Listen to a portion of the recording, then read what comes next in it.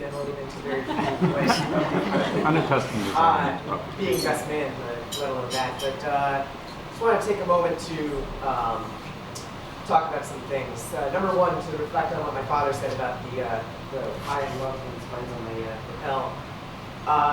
We're all wearing these pins, or we all have these pins, not only for a clever, fun game to see who's going to get to take home these lovely vases, but to basically convey the message that everyone is here because you're loved by these two lovely people, by everybody at this table, and by everybody at all these tables here.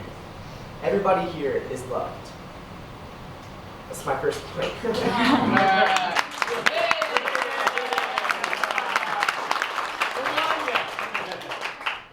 I also want to talk about, you may have heard a couple readings, and one of which was from the book The Princess Bride. And I want to talk about the significance of that story in our family. Then each of us Fitzgerald siblings, myself, Bonnie, Shay, who's just coming back from the bathroom, I think. When each of us were 10 years old, my father read us the book, The Princess Bride. And it was a tradition within our own family that he read us that book when we were 10, and it meant so much to us other than just a bedtime story. There was so much like life morals and lessons taught in that book. And one of them is overcoming adversity for love for each other. The two protagonists that eventually became married at the end of that book overcame a tremendous amount of adversity for their love for each other. These two people had a tremendous amount of adversity in their lives in multiple different ways. A year and a half ago, my father introduced me to this lovely lady, Devin. And I knew from my father that there was not going to be that kind of adversity for him anymore. And I knew for her, although I didn't know at the time, that she had, that the kind of adversity that she had, that there was going to be no more of that.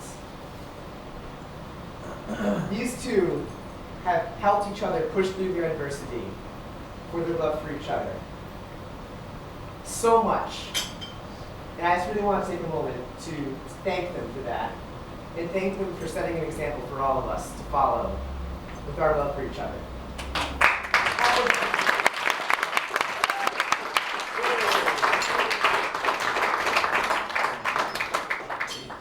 Come on, don't be drinking. Oh yeah, points.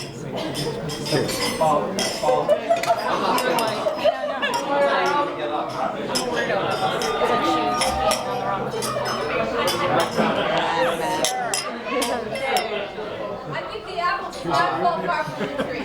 We could do a virtual clank. The person who had been identified to be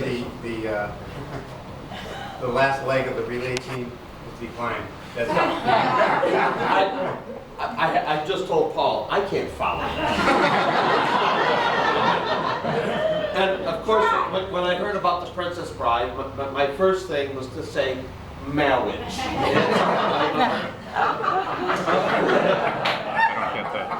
There's a character, his speech is Paul, marriage. I've known Paul since we were little kids. Paul was, unnaturally intense about everything. Yes. Where are we going with this? We'll get to you in a minute. Some of you have heard this story even recently, but when I think about Paul and what we've been through and seen each other through over the years, I introduced Paul to drum corps when we were kids. And it took him about a year and a half to run away from home and join a drum corps. You know, I mean, he was captivated by it. Fair and living at our house. As adults, I said, Paul, we're going to the jazz festival at Saratoga. I'm going to get a little rechargeable battery blender so we can have pina coladas. I show up at his house with that. He has stolen from GE a battery that will power this thing for about 2 years.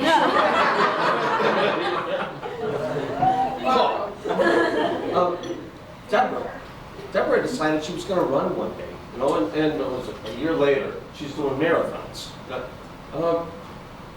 The pottery thing, when you mentioned this, but she had told us she had no time to do anything.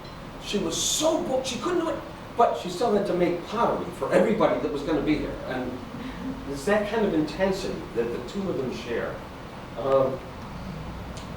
Paul, the focus on the family today, and Deborah, I don't know where that came from you, because I just don't know you that long. But at the risk of embarrassing your father, I haven't even talked to you about this, but when we were kids, you used to talk about going to wash trucks, the phone company trucks with your dad. And George worked his butt off all day long, but he had all these kids, I mean, 40 of you stand up. He used to go in and work an extra job to help make ends meet. And Paul went there a few times at least. Not just me, the whole family. Yeah. Well, that level of commitment to the family was evident today. So, to George and Carmen's credit, they were able. And that's one of the first times I've been able to call them by first name. They've been able to give that sense of commitment to their kids, and it's evident today. You should both be very happy and very proud.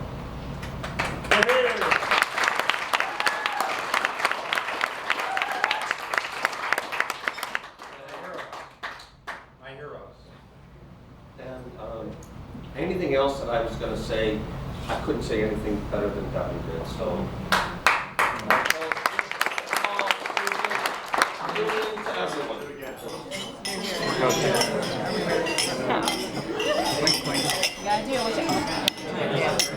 Video be damned. You got your ears pierced. And I fainted, yeah.